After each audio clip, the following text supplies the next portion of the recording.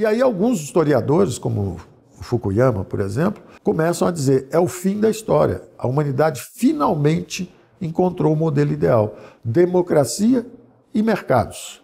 Democracia e mercados. 4 bilhões de pessoas saindo da miséria, os eurasianos, né? Na Índia, na China, no Vietnã, na Coreia do Sul, todo mundo saindo, todo mundo melhorando, o mundo inteiro crescendo. Nunca tanta gente saiu da miséria em tão pouco tempo. Foi o grande despertar da humanidade. E parecia que era o fim da história. Não havia mais o que fazer. Era esse o modelo. Democracia e mercados, vamos continuar crescendo, está tudo certo. O que acontece é que enquanto o lado de lá do mundo, o Oriente, estava realmente aproveitando as coisas boas da economia de mercado, recebendo investimentos, inovações tecnológicas, adaptando as tecnologias que existiam no Ocidente aos seus próprios produtos.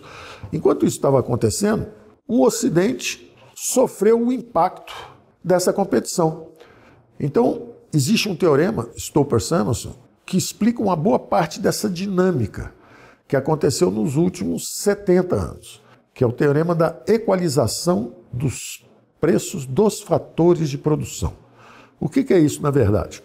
Normalmente, quando tem um lugar rico e tem um lugar pobre, o que acontece é que quem está no lugar pobre faz uma migração para o lugar mais rico. A gente vê isso até hoje, gente fugindo do norte da África, atravessando o Mediterrâneo para chegar no sul da França, no sul da Itália, na Grécia, na Espanha, fugindo da fome. A migração sempre foi uma fuga em direção à prosperidade. Vocês estão vendo agora, por exemplo, que a Venezuela escolheu o caminho da miséria, escolheu não, foi um regime político fechado, empurrou a Venezuela para a miséria. O socialismo bolivariano do século XXI, ou seja, a redição de planos equivocados econômicos que condenam um povo, conduzem um povo à miséria. Um país que tinha a renda per capita mais alta da América Latina há 10, 20 anos atrás, 30 anos atrás, rico em petróleo. As jazidas de petróleo são tão ricas quanto a dos árabes.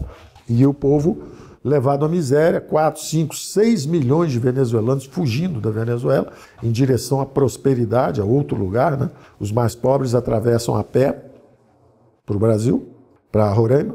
Os que têm mais recursos vão para Miami, vão para Chile, vão para Colômbia, para países de língua espanhola, onde se fala bem o espanhol também, né? Chile, Colômbia, Equador. E alguns vão para Miami, onde já há também uma concentração grande de imigrantes que fugiram também de Cuba, fugiram. Inclusive, muita gente já fugiu da América Latina em geral, né? Grandes fortunas que fugiram, ou pessoas mais simples em busca de oportunidades melhores, que atravessam como correntes migratórias que vocês veem, atravessam pelo México. Alguns atravessam pelo México para entrar nos Estados Unidos também. Então, esses movimentos de migrações sempre aconteceram. Mas como é que vai 1,5 bilhão de chineses migrar? Como é que 1,5 bilhão de chineses podem migrar em direção ao Ocidente? Não pode. Então, existe o teorema da equalização dos preços fatores, Stolper-Samuelson, Factor Price Equalization Theorem. O que é isso? Diz o seguinte, se as tecnologias são conhecidas, por exemplo, fazer automóveis, fazer televisão, fazer geladeira, eletrodomésticos em geral, manufaturados, fazer tênis. Se essas tecnologias são conhecidas, em vez de 1,5 bilhão de pessoas tentarem vir ganhar a vida e invadir o Ocidente, faz o contrário. Manda o capital para lá, monta essas fábricas lá e você começa a fazer automóveis, geladeira, televisão, esses manufaturados, você começa a fazer lá. E lá, como justamente ainda há miséria, muita miséria, os salários são baixos, tem pouco capital. O que acontece? Os produtos acabam sendo fabricados mais baratos. Um tênis Nike feito no Vietnã é muito mais barato do que um tênis Nike feito nos Estados Unidos, onde o salário é muito mais alto. Da mesma forma, uma geladeira, uma televisão, um celular, manufaturados em geral. Então, quando a tecnologia está mais ou menos conhecida, o teorema de Stolper-Samuelson diz o seguinte, e nós vimos isso acontecer, eu assisti isso durante esses últimos 40 anos, 40, 50 anos, eu vi isso acontecer. Chega um Toyota Corolla, um carrinho japonês, por 10, 12 mil dólares, e do outro lado, nos Estados Unidos, um automóvel Chrysler, Dodge, Plymouth, Oldsmobile, um carro desse custa 80, 90, 100 mil dólares. As pessoas começam a comprar o carrinho mais barato, o carrinho japonês. Aí ele vai subindo de preço, 12 mil, 13 mil, 15 mil dólares. E os carros americanos começam a sofrer essa competição e começam a cair de preço. Alguns, inclusive, saem de linha. Todos os nomes que eu falei já não existem mais. Oldsmobile, Plymouth, Chrysler, Cadillac, isso tudo foi sumindo, foi desaparecendo com a competição. Os preços começam a cair na América do Norte, os preços começam a subir devagarzinho no Japão. Aí a Coreia vê isso e começa a ver a mesma coisa, fazer a mesma coisa. Aí depois vê o chinês, eu vou fazer o BYD, agora elétrico. Quer dizer, em resumo, eles começam a fabricar essas coisas do lado de lá, exportando para cá, e aqui a competição começa a derrubar esse preço. Então os salários no Ocidente ficam pressionados, não conseguem subir, e os salários do lado de lá do mundo conseguem subir. 4 bilhões de pessoas melhorando do lado de lá, e do lado de cá essa pressão danada. E aí, a tragédia da ignorância, o problema da falta de conhecimento, o erro cognitivo, a armadilha ideológica. Essa turma de cá estava rica exatamente porque fazia isso, fazia comércio, fazia produção, fazia trocas, fazia tudo. E o lado de lá começou a melhorar exatamente porque copiou essas práticas de cá e começou a fazer do lado de lá. Na hora que eles estão melhorando porque abraçaram o capitalismo, o Ocidente começa a jogar pedra no capitalismo e dizer não está funcionando, não é bom para a população, está errado, vamos tentar o socialismo bolivariano do século XXI, vamos tentar... Esse caminho já deu errado.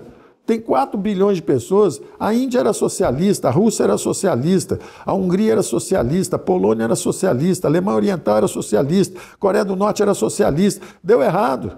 A China era socialista, deu errado. Economicamente deu errado. Não existe um bom plano econômico socialista. Deu errado. O que existe é que quando os chineses entraram nos mercados globais, eles saíram da miséria. Os indianos também, os vietnamitas também, está todo mundo saindo. Veio em cadeia. Primeiro foi o Japão, foi o primeiro, foi reconstruído logo na pós-guerra. Depois vieram os coreanos, depois vieram os vietnamitas, depois vieram os indianos, vieram os chineses. Todo mundo veio devagar, mergulhando nos mercados globais. Então essa grande fase de globalização, que foram os últimos 70 anos, do pós-guerra, 45, 46, até os anos 70, era praticamente o Ocidente, a reconstrução da Europa continental e o Japão. Depois entra a China, nos anos 70, ela começa a se integrar à economia global, ela é tratada como Most Favored Nation, uma nação em desenvolvimento que deve ser ajudada e favorecida nos órgãos internacionais. Então a China se aproveita disso e começa a entrar nos mercados globais. E depois, com o colapso da União Soviética, acaba a Guerra Fria, aí entra todo mundo sincronizado e o mundo então entra no ano 2000 e vai até 2010, 2020, então ele começa a subir todo mundo sincronizado, um crescimento nunca visto e o mundo deu certo. O mundo pela primeira vez ficou algumas décadas sem guerra, com crescimento econômico sincronizado, todo mundo saindo da miséria. E, de repente, só tem barulho causado pelos perdedores. De vez em quando tem uma confusão. Então, quem está perdendo? Quem foi um grande perdedor com essa nova grande integração econômica global? Quem foi um perdedor? A União Soviética. Ela perdeu o império dela. E a Rússia, que era um dos 2, 3 países considerados mais avançados do mundo, ela caiu. A Rússia ficou com o PIB igual ao do Brasil. O PIB da Rússia era o PIB do Brasil. Ou seja, era um país relativamente em desenvolvimento. Não era uma potência mundial mais, era uma potência militar, mas não era mais uma potência econômica.